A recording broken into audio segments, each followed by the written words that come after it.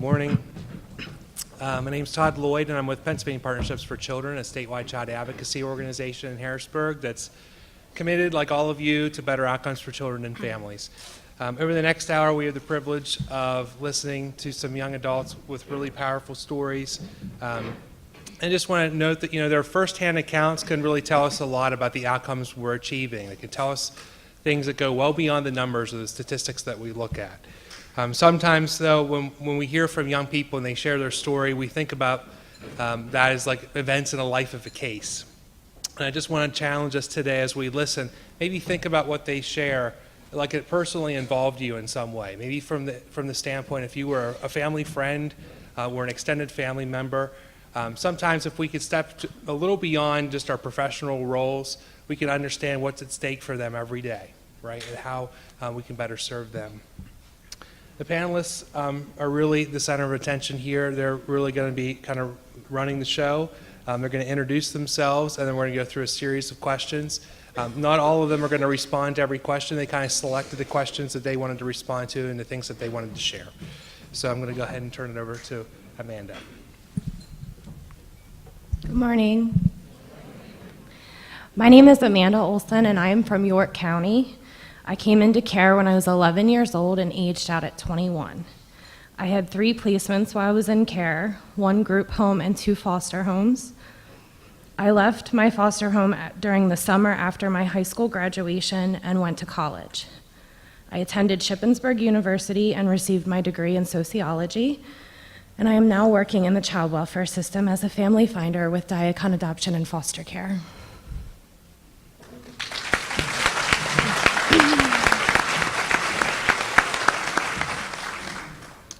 Good morning. My name is Damara Williams, and I'm 20 years old, and I'm from Lehigh County.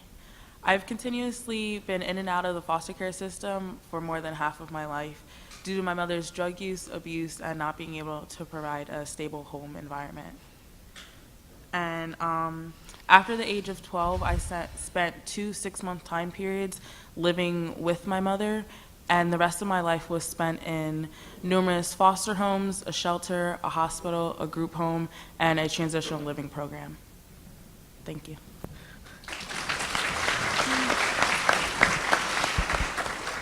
Hello. My name is Melissa Baker. I am 18 years old. I came into foster care at 13 months old. I was adopted when I was 4 by my first foster family, and then a couple months later I was back into the foster care system. At 9 I am now at 9. I arrived at the foster home that I ended up in for the rest of my stay in foster care. And so I am now a student at Clarion University studying music education.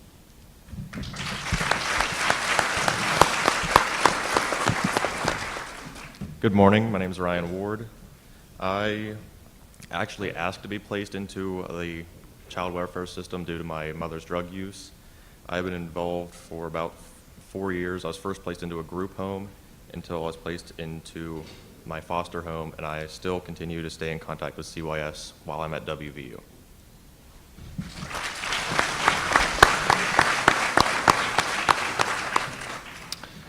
Great. The first question I want to respond to relates to visitation, and it's how would you describe the importance of visits and with family while in foster care, and your thoughts on ways visitation could be improved, especially around issues of quality?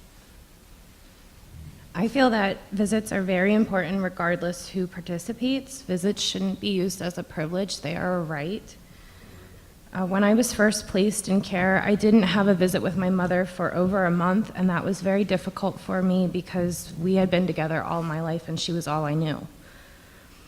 Once my mom was moved to a state prison, visits were set up bi-weekly, but I had to travel all day to and from the visit because I was 3 hours away from the prison. I now wonder if it would have been possible to see if she could have been transferred to a prison that was closer to my foster home because I had a bond with them so that the travel time could have been lessened. I had 2 visits with my maternal grandmother in 10 years and only a handful with my father. I never knew my paternal relatives at all, and it was never investigated or looked into. I have a biological brother that was adopted before I came into care, and I always knew who his parents were, but again, they were never looked into, and I wonder if maybe they could have been a placement resource, so I could have been with my brother. On a side note, I found him recently, and we're trying to establish a relationship as adults, but that's quite difficult, seeing that we don't even know each other. I mean, as far as recommendations for visits, I mean, if they don't have to be supervised and the quality of them, like, what is the purpose of the visit? Is it just because the parents want to look good, or is it because the kids want to be a part of a visit? And, you know, I think I would have really liked to look into family friends. There were people that weren't biological relatives that I lost all connection with, and I still haven't found to this day.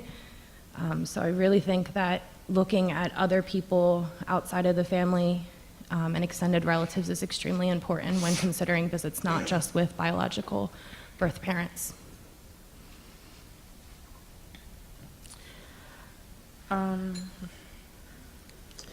A child's whole life is changing when they enter the foster care system, and their family and siblings are the best people to find comfort and relate to. I understand that working out the technicalities can be difficult when trying to figure out visits, whether they're, especially sibling visits, whether they're bi-weekly or twice a month, but coming from someone who has 4 other siblings, bi-weekly visits or twice a month visits are not enough. When you grow up with your siblings and you see them every day continuously, seeing them twice a month supervised in a building, mines were mostly held in children and youth buildings where there's not much to do except stare at the walls and stuff like that. That's not like the time that you share with your siblings. It's usually outside or going to the mall or going to the movies or just hanging out with each other. But I didn't think that those visits were enough for me and my siblings. I found it very confusing that I had weekly visits with my mother and bi-weekly supervised visits with my siblings when my mother was the reason that I was in foster care and my siblings had done nothing to hurt me, had done nothing for me to be in the system or caused me any harm. Even after some of my visits with my mother were unsupervised, I still had sibling visits that were supervised, and I never understood that. We were younger, but old enough to go to a park or something, and they were always held in a program building.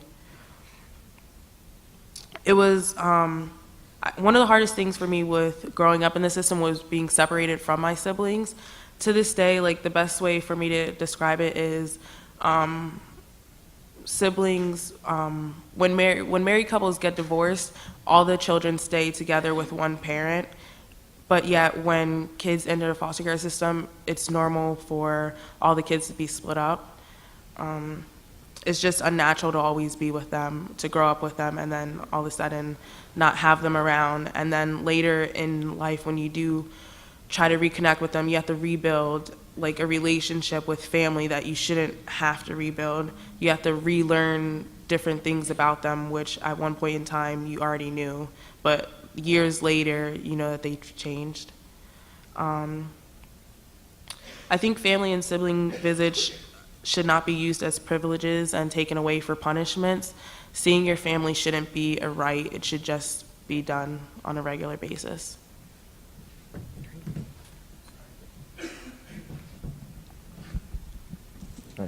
In my personal situation, since I asked to be taken out of my home away from my biological mother, I really wasn't permitted to have my visits with any of my biological family because my mother was spiteful and wouldn't allow me to, even while I was in the group home.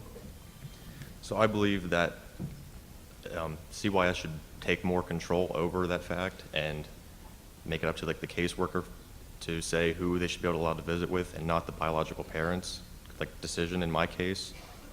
And also, in my situation with the visits with the biological parent, mine were forced on me and I didn't want to have them. So every week I was forced to have a visit with my mother when I didn't want them. And if I told CYS that I didn't want to have it, they would say that it would be marked on my record as me being uncooperative and it would be held against me.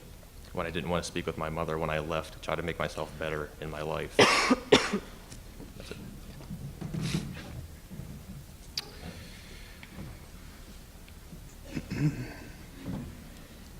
Can you share some about the losses you experienced coming into care and what could have made the experience of being in foster care less uncomfortable? I never understood the term of grief and loss when I was in care, but I do now, and I can see how it really affected me. When I was originally placed, I not only lost my mom and my family connections, but also my friends, my school, my community, and everything that I was used to. I was placed 100 miles away from my community and everything I knew and loved. So, I mean, for example, I was from York City and I was placed in the country, so that was like completely different. I've never seen a cow before before I was 11, and that was like, so things like that. Like I said before, there were family, friends, and other people that could have really been looked into. But there were other losses that weren't just, I want you to understand that there's other losses that youth experience, not from just coming into the system. It's losses that they experience while they're in care. For example, I remember not being allowed to do things like the other normal kids. I couldn't stay the night at my friend's house because my friend's parents didn't have clearances. That's ridiculous. As far as some recommendations I think that can be done, number one, look at kin, not just biological kin, family, friends, parents, teachers, coaches, anybody that the youth really has a connection to so that they aren't lost in the system. And second, if kin is not available, then keep the youth in their same community and school if at all possible so that they at least have that. Everything else kind of changes and it's a whirlwind of experience, and it's just something that we all deserve. One youth that was going to be here to speak and he couldn't be because of some difficult situations he's dealing with, I had the opportunity to hear his story. He had 42 placements while in care, and that is unacceptable. It's unnecessary trauma that he had to experience, and I really think that if we would try to find the perfect family or the perfect group home, engage the youth, ask them what they're looking for. You do visits when a child is going to be adopted, so that they can get to know the family and see if that's something that they would be interested in. So why not do that for every single youth so that they can be a part of their life? This is their life, and we're all making decisions for them, but a lot of times they're not being asked. So I think those are just some things that could make it a little bit less painful and uncomfortable. From being in foster care, I experienced losses with friends, family, and most of my school stability.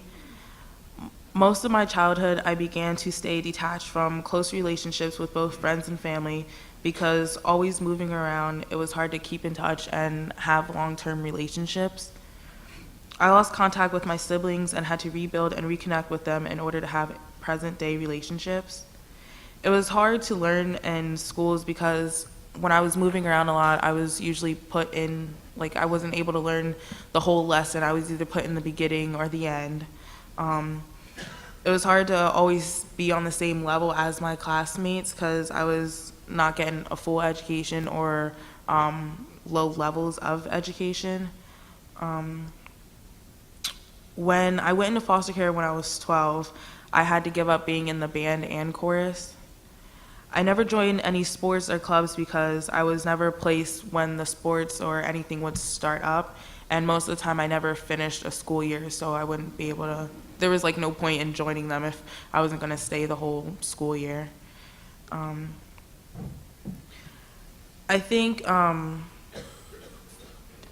to make the change less traumatic for youth, we should try to make more age-appropriate rules because depending on the rules can make it an easier transition or not. Also being kept in the same school district or at least the same area. Also, another issue that I ran into while growing up was the most family-like setting.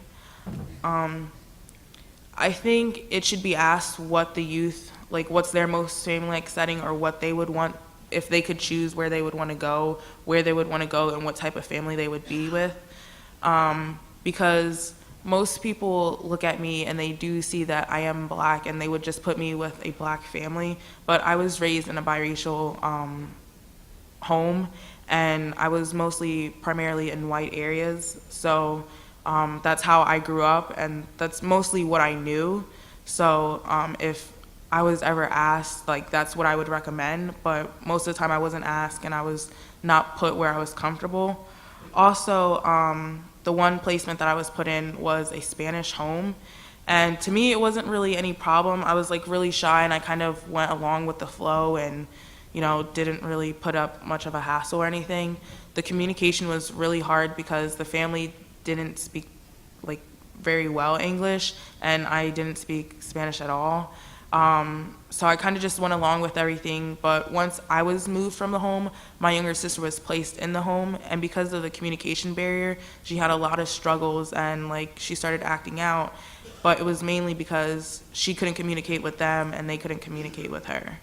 So I would recommend that it would be helped if the youth, not that the youth can get everything they want, like it's not that kind of world. It is unfair, but that best relates with the youth and where they would like to go.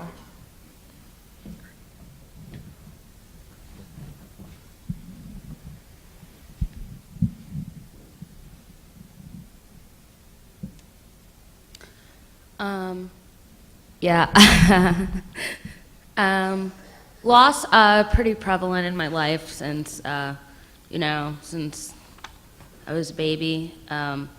After, of course, the first initial loss of my biological family, after I got adopted and was put back in foster care by the same adoptive family, that was another part of my life that was just ripped apart and scrambled all up. Going into hospitals and foster homes when I was 4, 5, 6 years old.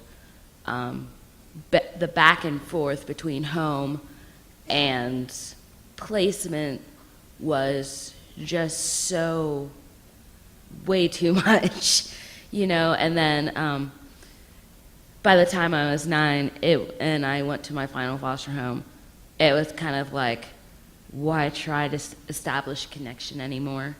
Because you kind of get to that place where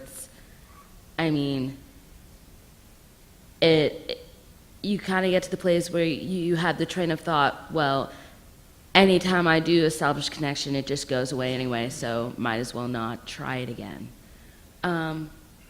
But it got better, because after about 2 years there, I realized that my foster mom wasn't going to give up on me, so that was, then I did establish that connection, but even after everything that I thought was going well, July, I had a foster sibling.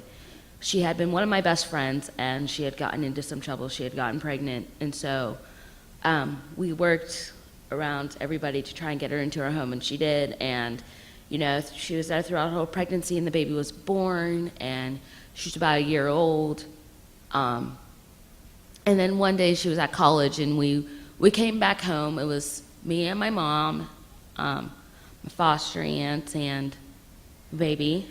We had come home from shopping. She had just got we got her new little clothes, and she was dressed up and stuff. And then all of a sudden there was the knock at the door. There was a police officer, my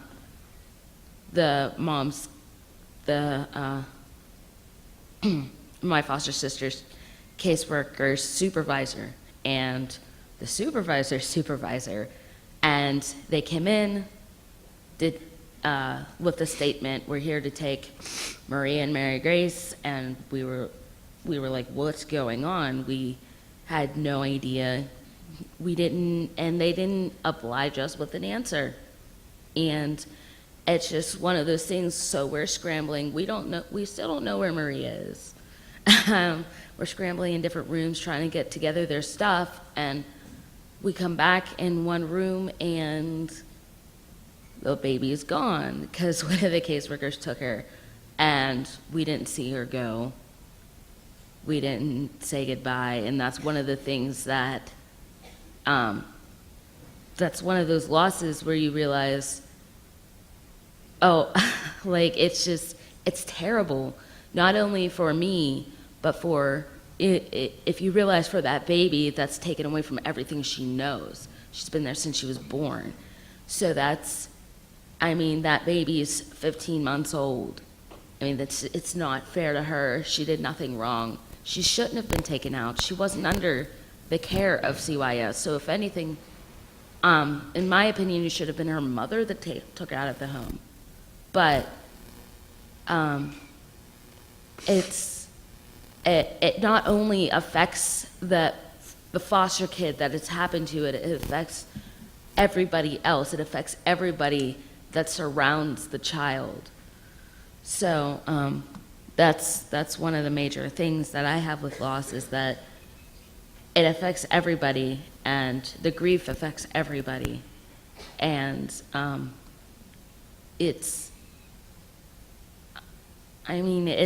just think it should be taken into consideration how it's going to be for everyone else also. Yeah.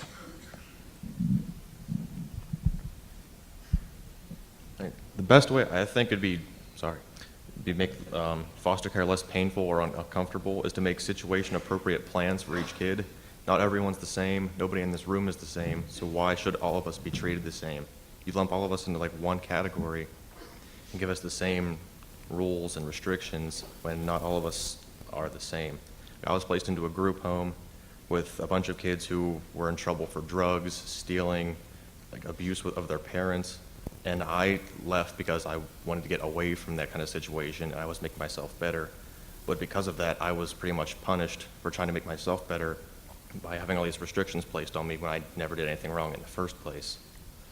Like, I lost a lot of I couldn't see any of my friends outside of in school, which really isn't a place to see your friends, because my biological mother wouldn't allow them. And even after I was placed into foster care, I still could rarely see them because they all had to have their clearances, and that would often take weeks at a time. And I got frustrated and just gave up trying to get clearances, because I don't want to see someone in a month. I want to be able to see them occasionally, like maybe once or twice a week.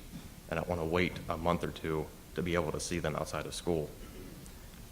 So I think it would be best to make situation-appropriate plans for each individual kid. Like, if they are in trouble for drugs or something, then give them those restrictions. But like in my case, where I was trying to make myself better, I shouldn't have to go through all of the red tape and everything just to try to have a normal life.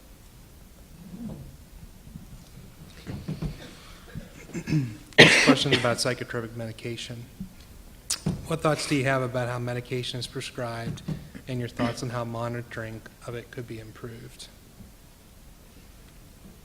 I feel like my specific moods were normal for my situation. I lost everything I knew, and that was really hard for me to really process. And it all happened very fast. So the first month I was just very upset, didn't want to leave my room, just didn't really understand what was going on, and nobody really could give me any kind of answers. I was placed in counseling because the people that were making decisions in my life felt I needed somebody to talk to about my feelings, and my foster parents at the time felt I was depressed, so I was put on medication for depression. Of course I was depressed. I lost everything. I think that's a normal reaction, but I don't think that medication is always the answer, especially not for me. At one point, I actually stopped taking the medication on my own. It was about a year. Well, no, it was more like 2 or 3 months. And then I had to advocate for myself to move out of the foster home. There were a lot of situations that were going on that I didn't feel comfortable with. So I had to go to court and speak and say that I was not comfortable in the foster home with my foster mom sitting right there. And then I had to drive back to the foster home with my foster mom after I had just told the court that I no longer wanted to live with her, which was quite uncomfortable. But at that point, then I was kind of given the choice, what kind of family are you looking for? So I went on respite to another foster family, and I didn't want to leave. The first day, they told me that no matter how long you're here, whether it's for a day, a weekend, a couple months, or a year, you're always a part of our family. And it was the nail. I mean, it was what I needed, and it was what I wanted, so I didn't want to leave. I finally became comfortable enough to tell my foster mom that I wasn't taking the medication anymore. So she went through the appropriate channels, and we got another therapist, and I got off the medication. Honestly, I feel like my second foster parents really got me through the grief and loss, not the medication, because they were there to love me and be there through all the struggles that I experienced in the 5 years living with them before I went to college. I understand that many behaviors may need medication, and that's understandable, but really don't be quick to jump and put kids on medication all the time and turn them into zombies, because really they can't cope all the time when they're on medication. And then as they're adults, if they take themselves off of medication and that's all they're used to, how are they going to cope as adults? And isn't that our goal, to create good members of society? So that's all I have. Briefly, just before I talk about the medication, I just wanted to mention that most of the kids that come into the foster care system, if they're old enough to understand what's going on, they do understand, like me and my siblings, we did understand that our home life was not how you should be living, and that it wasn't the best situation, but we learned how to adapt to things that were happening. So we knew what was even though things were unpredictable, we kind of could guess what was going to be happening next and how to handle situations. Not that saying at the ages that were at that that's how we needed to be planning our life on how to live on a day-to-day basis, but we knew that that's what we needed to do, and we knew how to do that. So just like abruptly going into the foster care system, there's no plan, you don't know how to handle it, you don't know where you're going, or like you can't strategically plan for like the next part of what's going to happen, and that kind of throws I know it threw me off a lot of time, and it throws a lot of kids off, but so that has a lot to do with the mood changes and how the kids act and everything. Every placement or home that I've ever stayed at, all of the kids have been on more than one kind of medication. If there were one or two kids in the placement that were not on medication, it was like, it blew me away, because it was like a surprise. I thought it was just kind of the normal thing. You come into foster care, for some reason or another, you go on the medication. Every time I went into foster care, I was put on different kind of medications, and I was diagnosed with depression. I had stated every time that I went on medications that I didn't want to be on them, and I didn't believe that I was depressed. Of course, I could have appeared to be depressed because I was always separated from my family, stayed detached from people to avoid short-term relationships, and because my life was always on a roller coaster and my moods were always changing. So I do understand how it could have appeared that I, was depressed, and that I was going through all these mood changes, and that I did need some help, whether medication was the answer or not. But I didn't believe that I needed to be on medication, and always talking to my therapist and other people, they would always say, well, you need to be on the medication, and you can't just stop going off of them. Well, every time I left a placement or every time I went home, I would just stop taking them. And I was always advised that you shouldn't do that, because like you're gonna have a crash, or you're gonna have a breakdown, or things are gonna go wrong. Every time I left a placement or went home, I always stopped taking them, and I've never had any bad effects from it. I never had to be put into like a hospital because I stopped taking them and something went wrong. So for me, that was like another sign saying I wasn't just being a stubborn teenager. It was just like, I really don't need these. I'm perfectly fine. Not perfectly fine, but I am fine handling my own situations. Also, I didn't learn until a couple years ago, after I was out of the system, that you could refuse to take your medications, or you didn't always have to take them. When I was growing up, no matter what placement I was in or the foster homes that I was in, the foster parents or whoever was in the placement gave you the medications, and you had to do like the tongue checks and everything. And if you refused to take your medications, there were always consequences and privileges were taken away. So like I was pretty much forced to take the medications. And even though like, you know, even though the times I wasn't forced to, I knew that it was always said that if I was taking my medications, I was doing what I was supposed to be doing and I was following it. And I never was one to rebel or try to be behaviorally challenged or anything like that. So I was always trying to go along with the things. And it was just frustrating for me because my therapist, all of my workers, and my foster parents knew that I was on medication, and they would always ask, well, how is it going? What are you on now? What doses are you on? And I would always tell them, and I would always ask to everyone that it came up with, I would always ask if I could get lower dosages or even just get off of them. And they were like, oh, you have to talk to this person at your next meeting and this and that. And I would always do what they said to do, but I never got lower dosages, and I was never weaned off when I was in foster care. So I do understand that some people do need medication and they can't just refuse to take medication, but that's not the same for every child in the system. I still believe to say that I did not need to be on all the medications that I was on, because to this day I'm not taking any medications and I've never had a crash or a breakdown.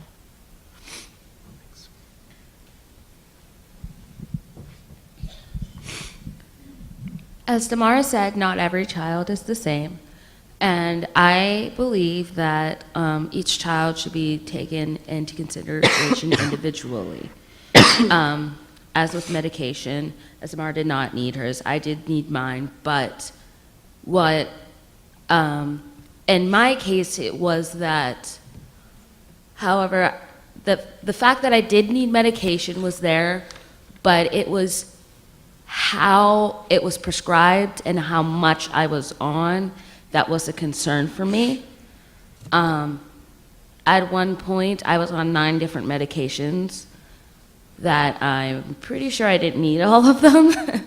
I don't know what they were for. This was when I was 8 or 9 years old, before I arrived at my last foster home.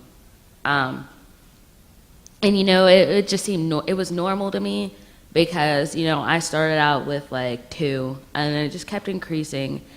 But the fact that bothers me is I was never asked how I felt when I was on the medication, or I had never asked if I could feel any difference, or it was all my adoptive mom said, well, she's having these problems, so she needs more medication. Not exactly like that, but that was the gist. But I am to this day still on medication, and that's for my own benefit, I think, because if I did not have it, I would have a crash. Because it's just each child deals or doesn't deal with their stress differently. And I think, you know, it should be up to the child to be able to tell their doctor, okay, I'm feeling this way, or I'm not feeling this way. I think it should be the youth's choice mainly. And obviously, once they're quite old enough to fully understand what's going on. So my experience wasn't that bad. I had When I was adopted, there were two other girls that were adopted with me when I was little, about 4 years old, and they're my adoptive sisters. And one of them, she was on a medication that gave her tics. And like they started out really small and then they just got really bigger. And it was like, but they didn't take her off of them because they controlled her behavior. It made her mood swings lessen, but I don't think you should sacrifice one for the other. If somebody's personal comfort is, it shouldn't be compromised for the sake of their mood, because, and she at one point told me she didn't like it. It made her tired. It made her, like, she couldn't think clearly, and that's one of the things, I mean, but they didn't listen to her. And I think if you are going to have a child on medications, mood stabilizers, ADHD medication, whatever, antidepressants, you need to ask the child, and you need to monitor, and you need to listen, because they know more about what's going on with themselves than you do. So, yeah. Next question is about addiction. Did the agency and court do a good job of helping end your parents' addiction? And what response from the courts and agency do you think it takes to support someone ending their addiction? My mom dealt with addiction all of my life. It's all I knew from my experiences of growing up with her. At one time, my mom participated in a rehab program, and after she completed that part, they had another facility for mothers and children. So I was able to live with her as she learned how to parent me without being on drugs. I know that she went to prison for a reason, and she had to serve her time, but I wonder if it would have possibly been if it would have been a possibility after she served her time to find a facility where we could both be together and kind of do that again. She lost a big chunk of my life, and then when we reconnected, she tried to parent, and I was an adult at that time, and it was kind of hard to kind of balance that, because she wanted to be that parent, but she missed my teenage years. And at that point, I was like, look, I'm an adult. You can't tell me what to do. But I think that there could be other programs out there for parents to kind of learn how to parent their children while they're getting clean, under the right supervision. Obviously, I don't think there's enough programs out there.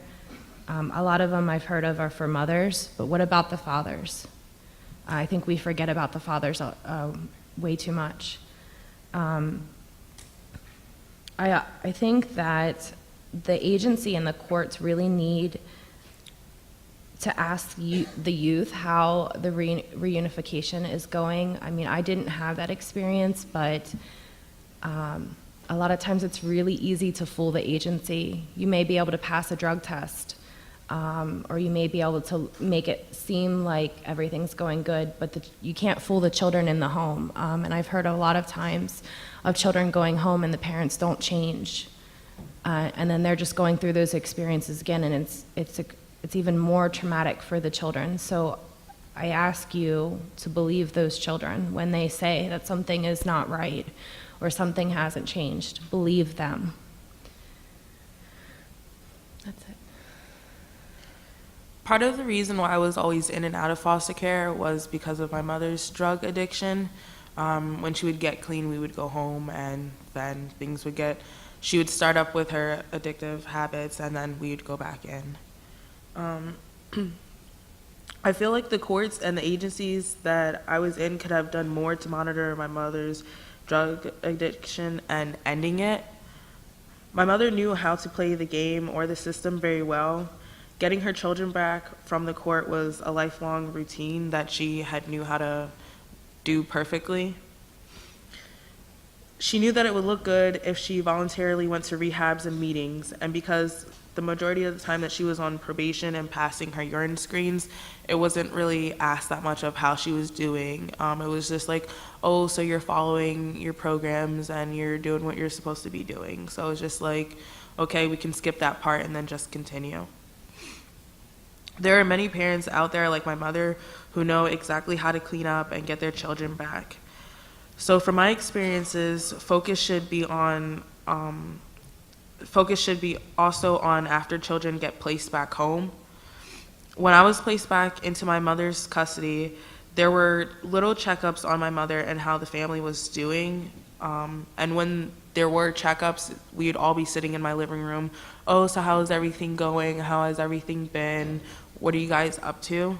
At times, I did want to tell some of my former workers about problems or concerns that I thought were occurring, but didn't feel comfortable doing so sitting right across from my mother. The checkups were often monthly and barely lasted 6 months. Once, just 3 months after I was placed back with my mother, she returned to her normal addicting ways. Other times took 6 months at the longest. Only once was family therapy recommended, and it was only recommended because when I was in the one foster home, I was there for 2 years, and the one therapist I had her for 1.5 years, and she knew the whole situation. And at this time, I was only leaving my foster home to go home with my mother because my younger sisters were going home, and I didn't want them to go home alone, so I wanted to protect them. And my therapist knew about that, so she recommended family therapy. Eventually, we stopped going because my mother kind of refused to go, but made it seem like everything was well at home and everything was fine and dandy and we were back to normal and that we didn't need any counseling or any other help from the system. So, yeah. Is there anything else? Is there anything? Can you say anything else that maybe the agency could have done to support your mom? You think with her addiction to help her end it? I know once a case is closed, there's only so many things that you can do, but I think there should be different things that a parent should have to follow once a case is closed. Like, even though the case is closed this month, in a couple of months you still have to show proof that you're going to meetings or do stuff after the case, like how many months after the case is closed. Because if you think about it, no matter what the person is on, or even if it's not even drugs or alcohol, a person can get clean or can change their behaviors to get what they want. And it only lasts so long. So I would just think that, I would hope that something could be placed that even though a case is closed, maybe 6 months afterwards, 6 months after last visit, there should be like a random visit. Oh, how are you guys doing? Are you doing this? The meeting should be separated, like do the parents one time and the kids another time, but also check in to make sure that the parents are doing what they're supposed to, like meetings or urine checks. And my problem was, most of the time my mother was on probation, and the county kind of was like, okay, well, she's going to be on probation, so they're going to follow everything.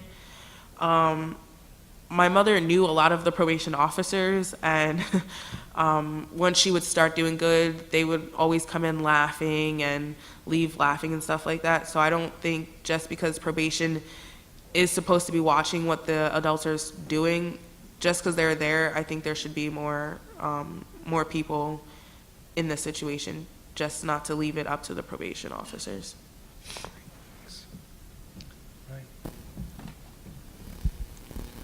Right. The main reason I did get placed into care is because of my mother's substance abuse. That was the reason I wanted to leave and try to make my life better.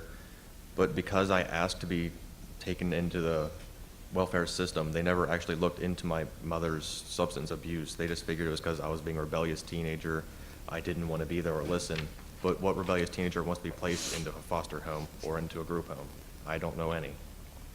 So her addiction was never looked into or anything. They just assumed it was my fault. And to this day, last I knew, she was still with her. She still has her substance addiction. and they never did anything to even look into it at all.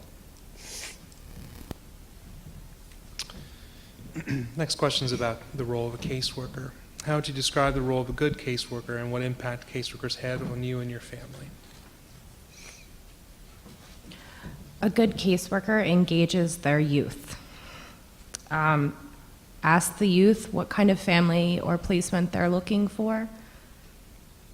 We do this, from my experience with youth, with a goal of adoption. It's called matching. Why not do it for every youth, regardless of what their goal is? To me, that makes sense. I think maybe we could prevent the number of outrageous placements that some youth are experiencing, and the trauma and the disruptions. But also ask them what their goals are. It's their life, so why not include them in it? Don't just make plans for them and have them sign it. I think that you could, work with them during a visit about, what things they want to do, what things you think that they can accomplish, kind of compromise a little bit, and come up with a plan. They're going to be more likely to want to succeed if they're a part of making the plan about their lives. I understand that caseworker turnovers are a huge problem in our system, and that's not always something you can control. But a way to smooth this transition, I think, would be to have a meeting with the old caseworker and the new caseworker and the youth, so that you're not just one day coming out and saying, oh, I'm your new caseworker, and then they have to sit and tell you their story all over again when they've probably done it 15,000 times and they're sick of it. So having that transition, I think, would really, help the communication between the youth and the new caseworker, instead of the youth shutting down. Sometimes all a youth has is their caseworker to listen to them, so really be there for them, and it can make a world of difference. And honestly, sometimes just try to put yourself in their situations and how you would feel if you were in their situation and in their life. To me, a good caseworker is someone who goes above and beyond continuously to help out their client. Workers who have helped me the most, or who have left lasting impacts on me, have been the ones who never gave up on me, no matter how resistant I was or how difficult the situations were. I could always tell with all of my caseworkers and workers that they were given a lot of trainings on how not to put their values or beliefs out there, or bring them into a situation, which was very helpful to me because most of the time I grew up very differently than my workers did. And when going through situations, it was nice because even though they didn't tell me how they felt or anything like that, if I feel as though if they were to tell me their values and how differently they were from mine, it would have made me feel in a way that they were judging me, or they were looking at things from completely far away. So it really helped me to know that a lot of my workers, even though they probably didn't agree with how things were going or have the same beliefs or value system that I did, that they were still there trying to help me out.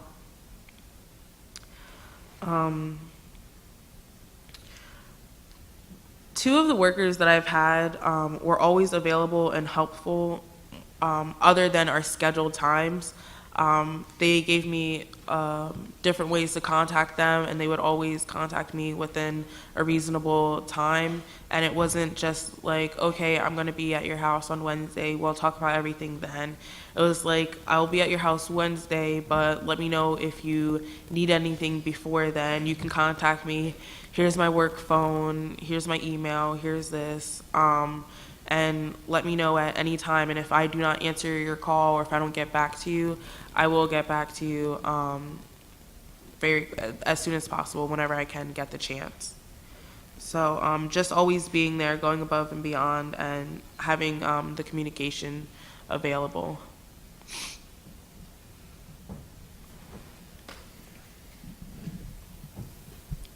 I got quite a few caseworkers, and I'm glad to say I've really had good caseworkers.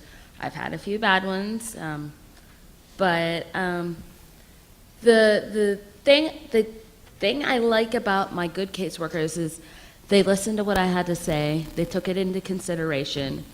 They tried their best to do what I asked, and they always got back in a timely manner. And also, they knew me. They knew my personality. They knew what I liked and what I didn't like. They knew my interests, my hobbies, all the stuff that I like to do. My two coordinators, my last two that I've had, we had all the same things in common. We watched the same television shows. We liked the same kinds of things. We talked about baking and shopping, and besides all the stuff that, all right, I'm getting ready for college, I need this and this and this, and I need help. I need help finding how to do this, and we did that too. Everything that needed to be done was done. And besides the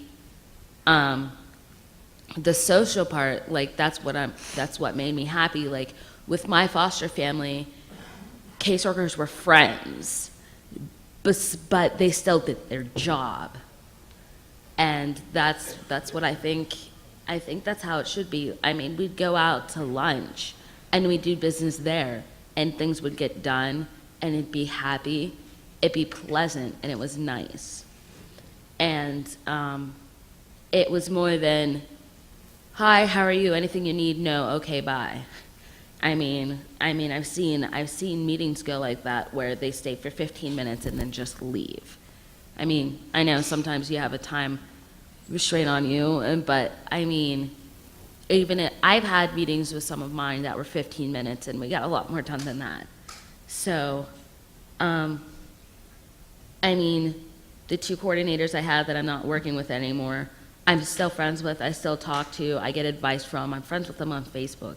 I mean, it's nice. I mean, I have, it's a lasting connection for me because I can still ask for advice. I can still say, "Hey, I have a question about this. Do you know anything?"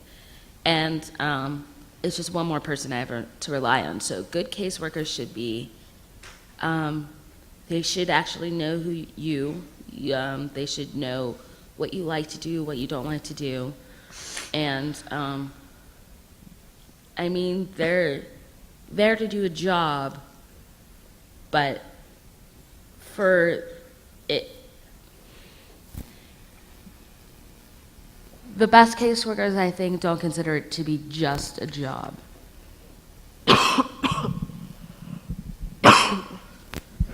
Right. I really don't have much to say about personally myself about caseworkers, but I'm going to speak on behalf of my 3-year-old foster brother. My foster mother had him since the day he was born, and she had him for over a year and a half, and just out of the nowhere, they started to say that they're going to take him from her for really no reason at all other than they said she was too old and she was overweight, which was ridiculous. And she went to the doctor, and the doctor said she was perfectly healthy to raise a baby. But CYS still continued to try to take him from her. And his caseworker even told us that she thought that he should stay there. He was perfect where he was. But they still kept pressing, and they wouldn't take her thoughts into consideration whatsoever. And so then they began the process of giving him weekend visits and week-long visits with other families, which just destroyed the little guy. He would come home when we picked him up. He would just cling to my mother. He would not talk. He would just sit there and cry because he was so just torn up from being taken from her for no reason at all. And I think they should take the caseworker into consideration much more. If her opinions would have been heard, he never would have been put through any of that, and his life just would have been so much better instead of trying to tear him away from his mother, who he knew since the day he was born. To him, he was his mother. He didn't care what the court said, what the paperwork said. That was his mom.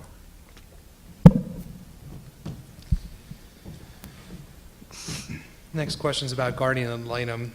And how would you describe the role of a good guardian ad litem, and what impact have GALs had on you? I only met my GAL a handful of times just before my court hearings. I think I've only attended court maybe 3 or 4 times in 10 years. But I guess my question to you is, how can a person advocate for their client if all they do is speak to him a few minutes before a court hearing? I feel like my GL probably could have helped me with a number of different things, finding family, some of the educational setbacks I experienced, college navigation, visits, anything like that. If foster youth are required to be seen monthly by someone, then shouldn't there be a requirement for guardian ad litems to see their clients? I'm floored that there's already not something in effect. I feel like maybe my GAL could have come and picked me up and brought me to the court hearing, so then we would have had time to talk. I mean, I was 3 hours away from my county, so that definitely would have given us enough time to kind of figure out what's going on.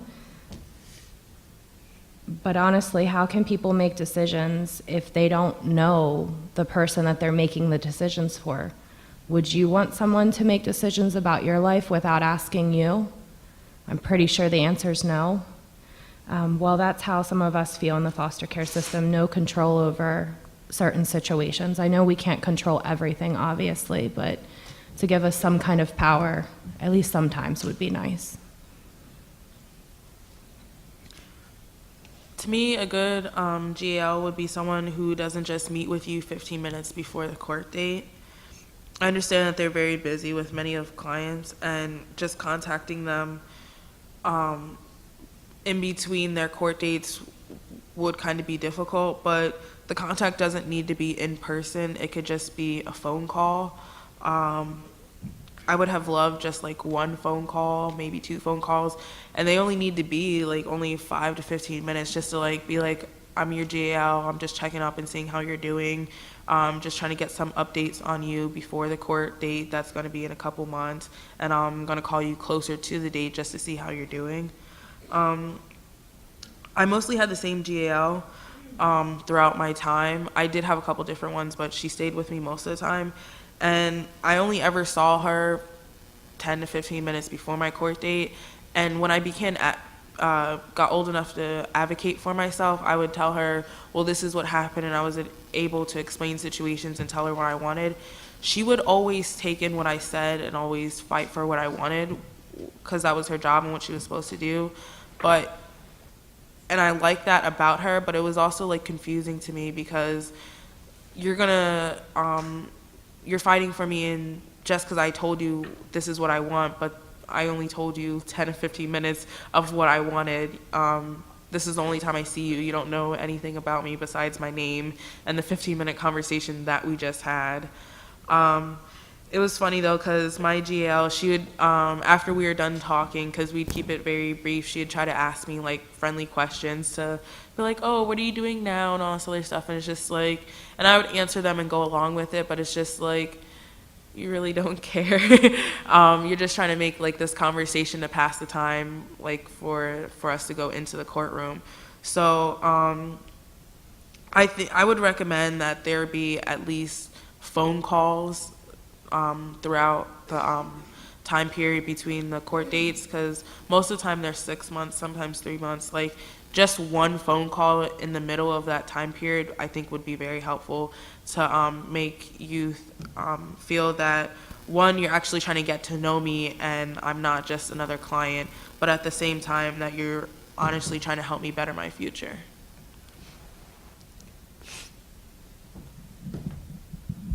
All right. Well, my GL is really nice, and she's a really sweet woman. She knows my interests and my hobbies and everything.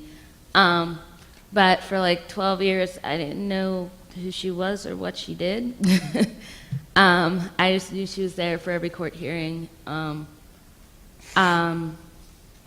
was not until like a year ago I was fully aware what my GIL was for. I just knew she always sat beside me. So I just think that's one thing that could change. Like if their child got explained to who their GAL was and what they did and what their role was in their life, it would be a little bit helpful. Yeah, like everyone else said, I really don't even think my GAL would recognize me if I saw him on the street today. I don't think he would have even known who I was if I walked to his office if it wasn't for his secretary. I actually had to hire my own attorney to get anything done for myself because he talked to me for 10 minutes before a court hearing and wouldn't even listen to what I had to say. So I got sick of him not doing anything. So I actually had to go above and beyond and hire someone myself to actually try to get anything done for myself that I needed.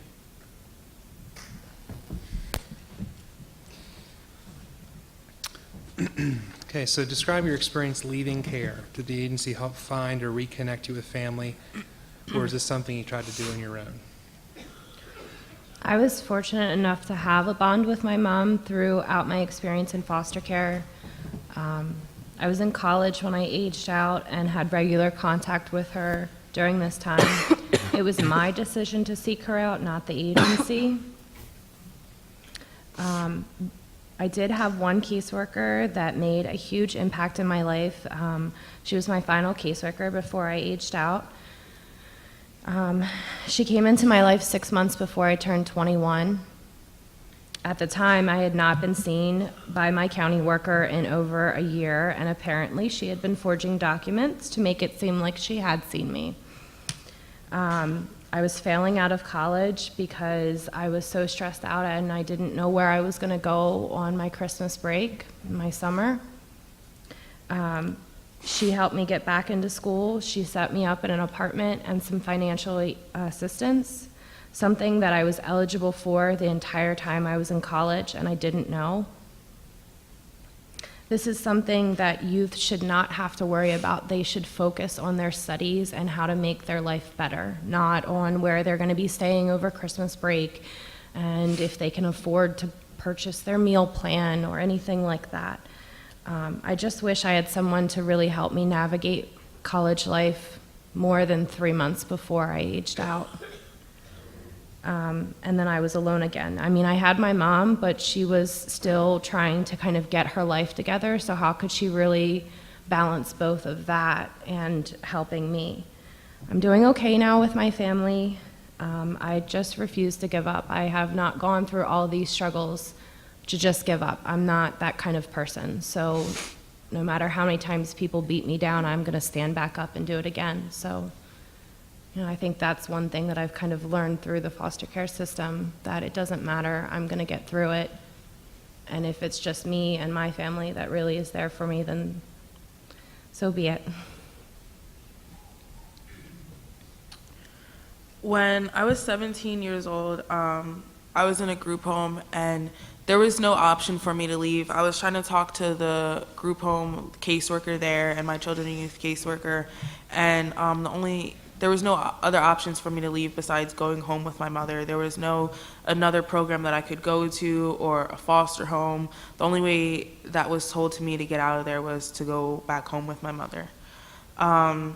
So a month before school was over, I had a court date and I told the judge that I wanted to go home with my mother and that I didn't want to stay in the group home anymore. The judge said that in 1 month, my last day of school, that I could go home with, return home with my mother. By the end of the summer, my mother had gone back to using drugs, and in the early fall, we had gotten into an altercation. My life skills counselor notified children and youth, and they came to the house for an interview. They had interviewed us both together at the same time in the same room, asking questions about the altercation. Somehow I had the strength to stand up to my mother, cut her off during her version of the story, and tell the workers that my mother had actually punched me and was in the middle of choking me, but then my godmother and my sister stopped her, and that she would have continued. After sharing my version of the story, I was certain that I was going to be placed back in a foster home or a different program. I wasn't too thrilled about the idea, but I just knew that I wasn't able to stay at that home with my mom, so whatever happened would have been better than my home situation. After telling the workers about what had happened and their interview, they had at the end said that it was a low priority and that they didn't see that anything was wrong. They told this to me after my mother had told her version of the story and had got them laughing and was joking around with them. She had also mentioned that I was doing really good in school and that I had a job. What she had left out was that I was working every day after school just so that I didn't have to be in the house. I was only doing good in school because I was trying to stay after just to not be around her. Of course, she left out that all of my success had nothing to do with her. She was actually hurting my success because it was just more stress and frustration on me. But after she had befriended them, that's what the workers had told me. My life skills counselor from Valley Youth House understood the severity of my safety and moved me into a transitional living program. Besides the fact that my mother was very friendly with them and giving her version of the story and distracting them, I still believe to this day a reason why I didn't get help was because I was only 2 months away from turning 18. So I believe that because I was so close to turning 18, there was no point in putting me into the system or a program and then trying to figure out how to get me out so quickly. I believe that before someone leaves the system, or even before I left the system, I should have been stayed for just an extended, just 30 days or a longer period of time to come up with a 60 or a 90-day plan, or at least a safety plan. And I think that should be considered when youth are leaving, whether they want to leave or not.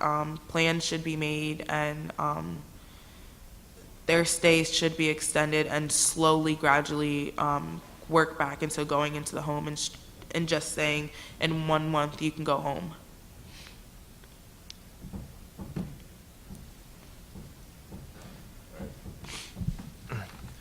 I was fortunate enough to have a great relationship with my foster mother, so whenever I aged out, nothing really changed at all. She said I could always stay there. I was pretty much her son, and I was leaving for college a few months later anyway, so the agency really didn't have to do anything to help me reconnect with anyone because my foster mother allowed me to have contact with my grandparents and my cousins and everything. And yeah, I really didn't need to do much thanks to my foster mother. She covered everything for me. Okay, we have a few more minutes. We're going to take a little bit of your break, if that's okay. About 5 minutes of your break. Reflecting back on your time in foster care, were there educational setbacks or other unmet needs that negatively impacted you impact you today? And were there ways that you feel that these needs could have been addressed while in care? Some educational setbacks that I experienced when I was first placed in care. I missed my finals. I was in 8th grade, so my finals were sent to my foster home for me to complete. I completed them, and my foster mom never sent them back. So they went from incomplete to Fs, and I had to repeat the 8th grade, not because of anything I did, but because my foster mother did not follow through with what she needed to. And I think my guardian ad litem could have probably fixed that, but because I didn't really know who she was and didn't have a lot of contact with her, she wouldn't have known. I touched a little bit about aging out and some of the setbacks I experienced in college, but I was lucky to have an amazing caseworker to come in. But I really just think when a youth goes to college that they really need that support. A lot of times they're going to want that freedom, but still be there for them if they need your help, and just doing everything absolutely possible. I've heard that, a lot of youth experience, like when they transfer from school to school and their grades don't go and all this stuff with the schools, and I know that's not a lot that you can control, but I think that the schools need to be accountable for that as well, because it's not the kids' fault all the time that they come into care, and I don't think that they should have to repeat grades or classes that they've already taken just because of their specific situation. Just briefly before I speak about the education, all of my family always one of the things that my mother was actually good at was, teaching us manners and the value of education. Most of my family didn't finish high school or didn't go back to get a GED, and college was never in the picture. So whether it was my mother or other people in my family, they said that I needed to graduate, and that they gave me the importance of graduating high school and furthering my education. So that's kind of where my motivation came from, because I don't know, if I didn't have them stressing the importance of education, I don't know if I would have had the motivation that I did. But luckily, I'm part of a small portion of youth that I know who was in foster care who graduated on time with my original class. Many other youth that I grew up with or know to this day didn't graduate with their class because some of them were held back or just ended up getting their GED. To this day, I don't know how I made it to college because of loss of education and low levels of education that I had. When I moved to a new placement or to different foster families, it was normal for me not to be able to start classes for 3 weeks. If I were to start classes within the first or second week, I felt like it was a miracle, and it was not unusual for me to be out of school for a month. When I was in the 10th grade, I missed 2 months of school because I had moved twice that year. It still surprises me today how my senior year I was able to go back to my home school in regular education classes, while with my whole junior year I was in a secondary school, which the education there was probably the highest was 6th grade, if that, 6th grade work. Even though I did graduate on time my senior year, I took 2 different English classes, 2 different gyms. The gym classes were nice for my fitness, but double gym back-to-back was not really what I wanted to be working on my senior year. I had these classes because I needed credits, and my transcripts were very hard to read, and it was unsure of what classes I needed to take. A lot of the times with switching classes and schools, I took classes that I had already taken before. I was in 1 grade, but also taking classes for a lower grade. I kind of got used to that. That was what I was kind of used to. My senior year, I stayed after school a lot and got a lot of extra tutoring to help me just be able to graduate. I was determined not to get a GED or be held back, but many other youth that I know get so frustrated with the stress and just get their GED or drop out. What would have helped me out while I was in school would have mainly been to stay in the same school district, and instead of always switching and not being placed in programs where they only offer secondary schooling, because I lost a whole year of school.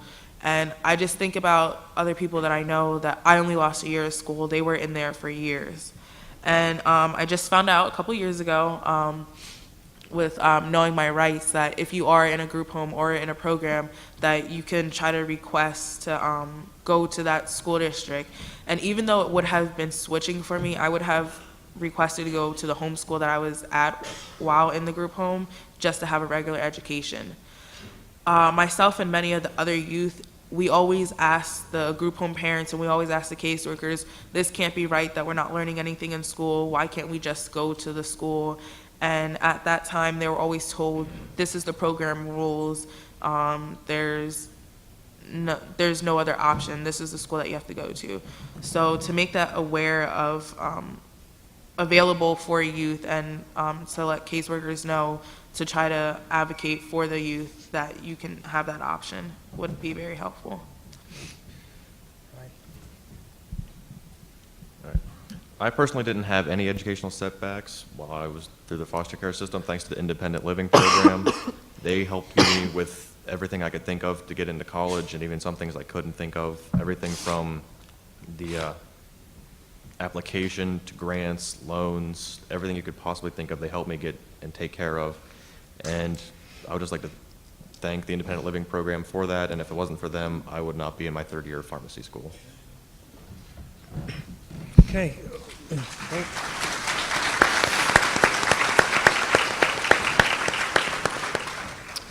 It's the last question.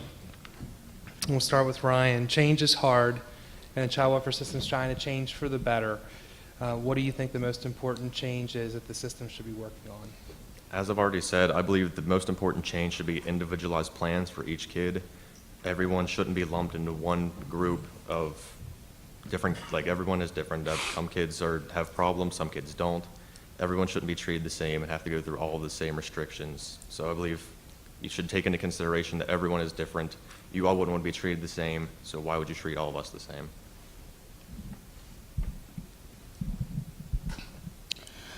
The biggest change I would like to see would be the amount of understanding that caseworkers have. Each child comes from a different situation. Each child is troubled. I mean, they have reason to be. And you have to listen to them. My foster mom knew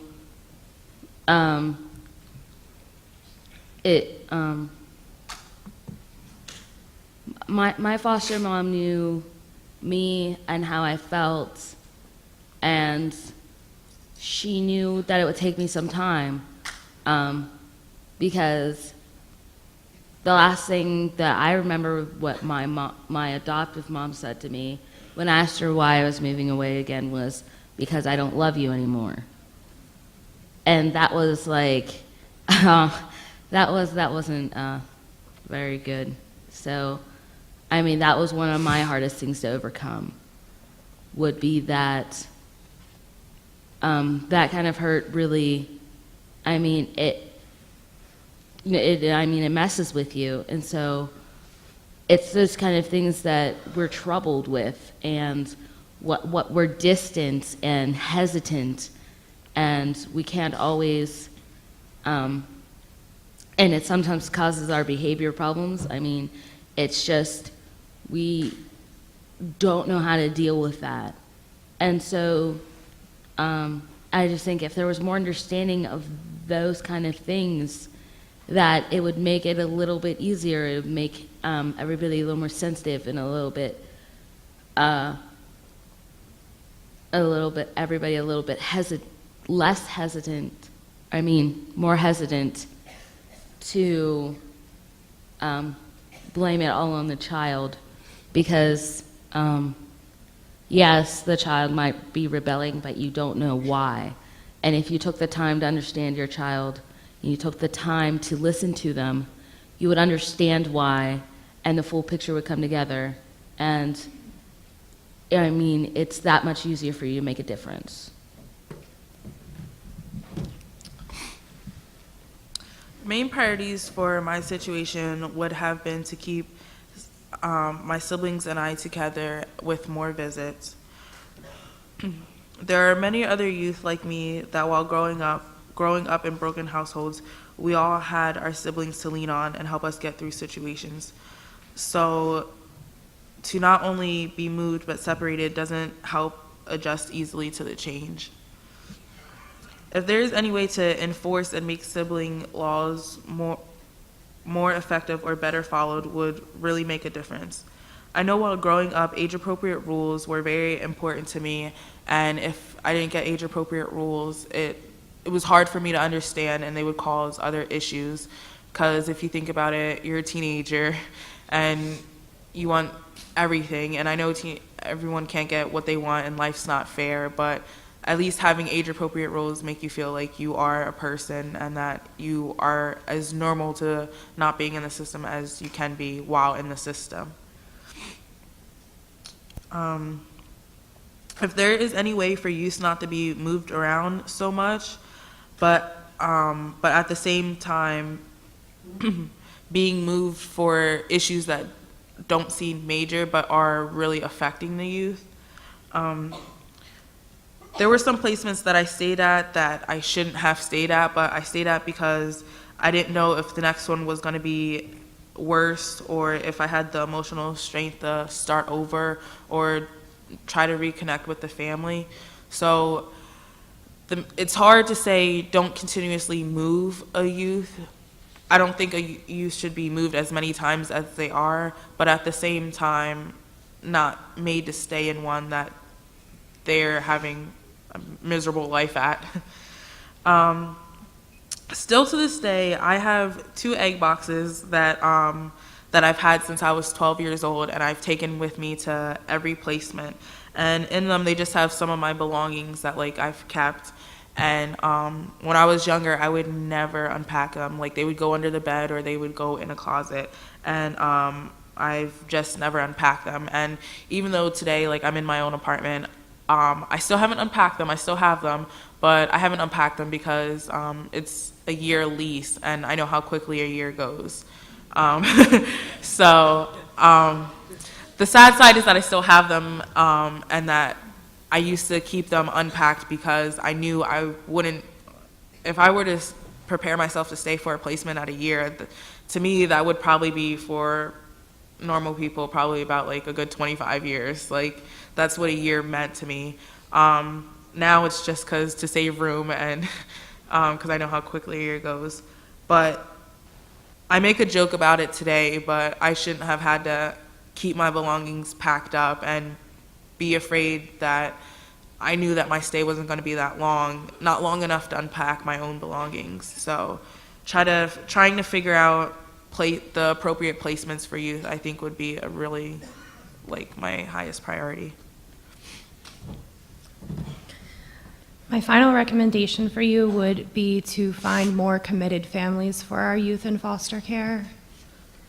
Regardless of their relationship, whether it be biological or not, everyone deserves to have a family who loves and cares about them and won't discard them because they get sick of them or because of something they do.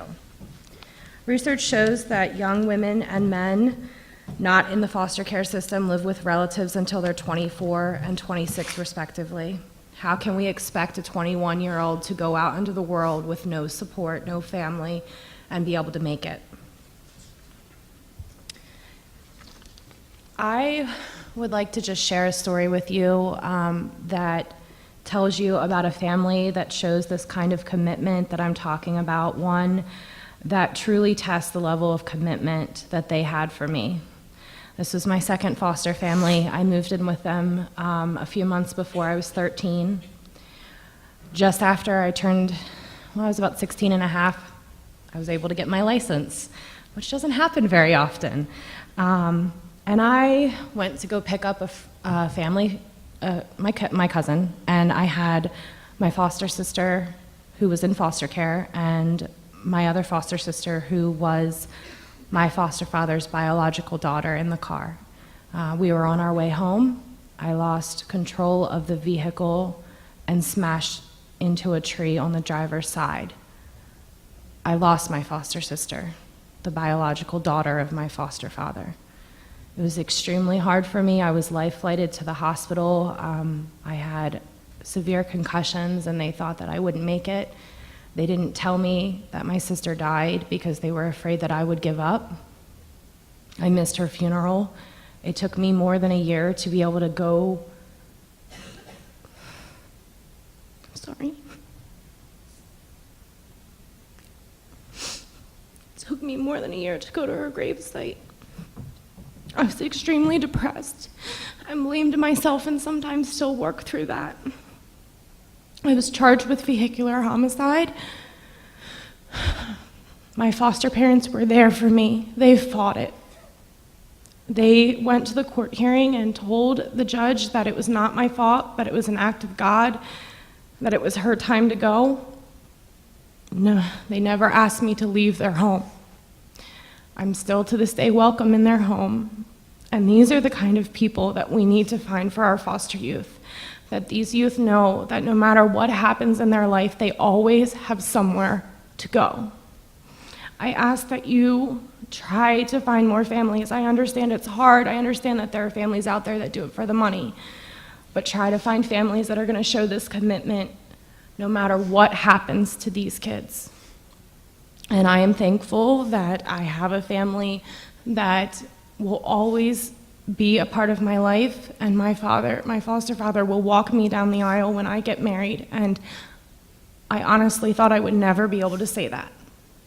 Thank you for allowing us to come speak in front of you, and I honestly hope you take these recommendations to heart and try to make a difference in the kids that will experience the foster care system after us.